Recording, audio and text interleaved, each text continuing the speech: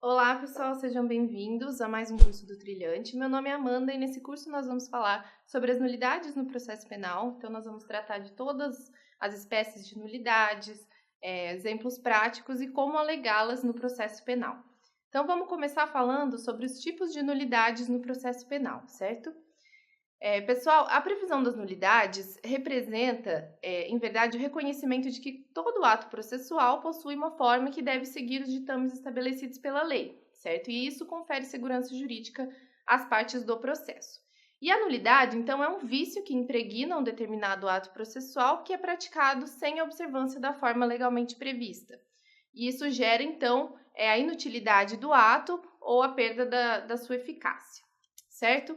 Um ato típico é aquele que preenche todos os requisitos legais, certo? Então, os atos processuais serão típicos quando obedecerem ao procedimento estampado na norma. E atípicos serão os atos que se afastem em algum grau desse mesmo procedimento previsto em lei. Como nós vimos, então, essa atipicidade, ela atinge diversos níveis. Quanto mais se afaste do modelo legal, então, maior será a irregularidade. Então, de acordo com esses diferentes graus, variam também as consequências da inobservância da forma legal, certo? Vamos ter consequências diferentes conforme o grau de atipicidade.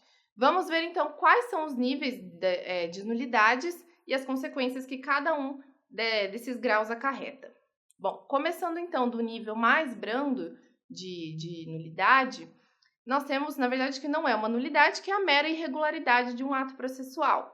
O ato meramente irregular, ele não impede a produção dos seus efeitos, ou seja, ele é atípico, porque não obedece à forma legalmente prevista, mas ele é eficaz, porque se trata de uma mera irregularidade, por exemplo, uma denúncia oferecida fora do prazo legal, certo? Então, as meras irregularidades são infrações superficiais que não contaminam a forma legal a ponto de merecerem a renovação do ato. Depois nós temos a nulidade relativa, que trata, então, da violação de uma forma que atende meramente os interesses das partes, né, um interesse privado, portanto, de modo que o vício na nulidade relativa é sanável. Depois nós temos as nulidades absolutas, certo? Que tratam aí da violação de uma forma que atende ao interesse público, então uma norma constitucional, por exemplo, que então demanda uma proteção maior, ou seja, a consequência é mais grave. E por fim, né, na nossa escala, nós temos os atos inexistentes, que é o nível mais intenso de atipicidade do ato processual, e é o caso, por exemplo, de uma sentença proferida por um juiz aposentado ou uma audiência presidida por promotor de justiça ou por advogado, ou seja, uma pessoa que não está investido da condição de magistrado, que não possui a jurisdição. E os atos inexistentes, pessoal, eles sequer podem transitar em julgado, podendo então a qualquer momento ser declarados inexistentes e, portanto, ineficazes, tá? Costuma-se dizer que os atos inexistentes são aqueles em que falta algum requisito considerado essencial. E aí existe a discussão de que a lei ela não determina em todos os casos quais são os requisitos essenciais de cada ato, né? Ou seja, os atos sem os quais o ato se considera inexistente. Então, disse que fica a cargo da doutrina definir o que se considera essencial para a existência do ato processual quando a lei não especifica essas formas essenciais sem as quais o ato se considera inexistente. Correto?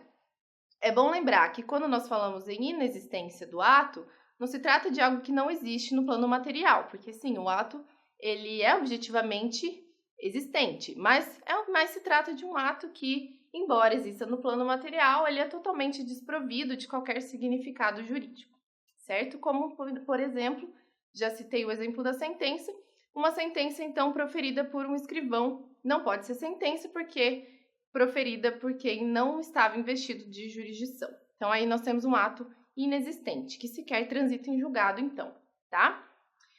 Os atos processuais eivados de nulidades persistem, ou seja, produzem os seus efeitos jurídicos sempre até que haja o pronunciamento do magistrado declarando a ineficácia, a nulidade desse ato, certo? No caso do ato inexistente, como eu já falei, não há sempre a necessidade de que o juiz declare o vício da inexistência, bastando que se desconsidere o ato, mas na prática sempre vai haver sempre é melhor que haja uma declaração de que o ato é inexistente, certo?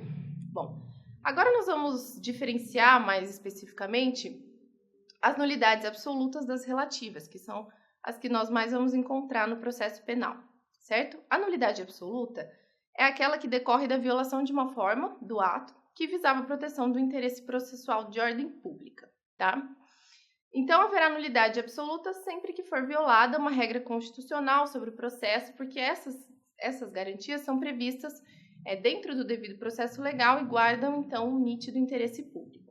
Como exemplos dessas nulidades, nós podemos mencionar o contraditório, a ampla defesa, o princípio do juiz natural, a motivação das decisões, a publicidade dos atos processuais, a presunção de inocência e a vedação das provas ilícitas. São todas garantias constitucionais cuja afronta, a violação dessas garantias, certamente acarreta nulidade absoluta.